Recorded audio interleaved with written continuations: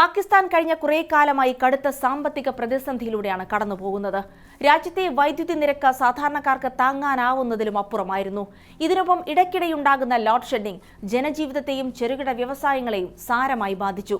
ഈ സാഹചര്യത്തിലാണ് പാകിസ്ഥാനിലെ ജനങ്ങൾ കൂട്ടത്തോടെ സൗരോർജ്ജത്തിലേക്ക് തിരിഞ്ഞത്. ലോകത്തിലെ തന്നെ ഏറ്റവും വലിയ സോളാർ പാനൽ ഇറക്കുമതിക്കാരായി പാകിസ്ഥാൻ മാറുന്ന കാഴ്ചയാണ് പിന്നീട് നമ്മൾ കണ്ടത്. ഗവൺമെന്റ് വലിയ സോളാർ പാർക്കുകൾ നിർമ്മിക്കുന്നതിനായി കാത്തുനിൽക്കാതെ സാധാരണക്കാരായ ജനങ്ങൾ സ്വന്തം വീടുകളിലും കടകളിലും ഫാക്ടറികളിലും സോളാർ പാനലുകൾ സ്ഥാപിച്ചു. ഇന്ന് ഏകദേശം 12 ഗിഗാവാട്ടിലധികം സൗരോർജ്ജം ഉൽപ്പാദിപ്പിക്കാനുള്ള ശേഷി പാകിസ്ഥാൻ കൈവരിച്ചിട്ടുണ്ട്.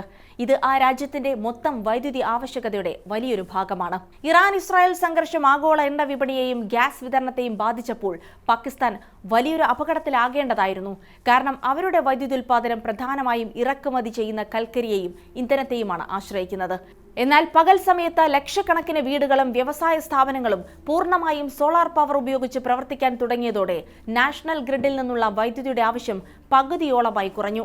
ഇപ്പോൾ വെടിനിർത്തൽ നിലവിൽ വന്നെങ്കിലും വിദേശ രാജ്യങ്ങളിൽ നിന്ന് വില കൂടിയ ഇന്ധനം ഇറക്കുമതി ചെയ്യുന്നതിലെ അപകടം പാകിസ്ഥാൻ തിരിച്ചറിഞ്ഞു കഴിഞ്ഞു.